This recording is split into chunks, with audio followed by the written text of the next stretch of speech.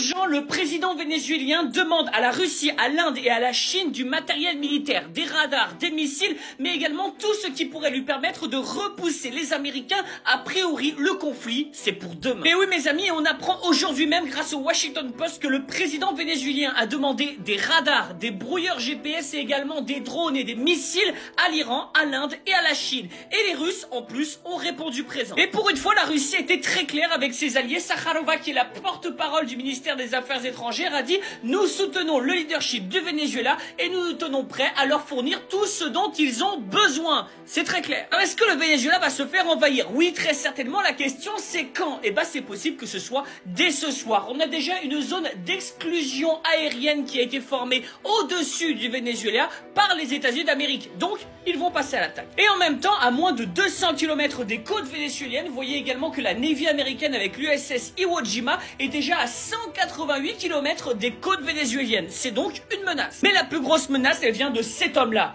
Donald Trump a annoncé aujourd'hui même que non, il n'avait pas pris sa décision pour attaquer le Venezuela. Mais on sait que c'est exactement ce qu'il avait fait avec l'Iran. Il avait dit avec l'Iran qu'il ne savait pas exactement s'il allait soutenir l'entité ou pas, et finalement il l'avait fait. Si Trump dit « je ne le fais pas », c'est qu'il va le faire. Bah oui, il n'est pas assez bête pour dire à ses adversaires et à ses ennemis qu'il va mobiliser ses troupes. Il sait très bien que l'effet de surprise est capital dans un conflit.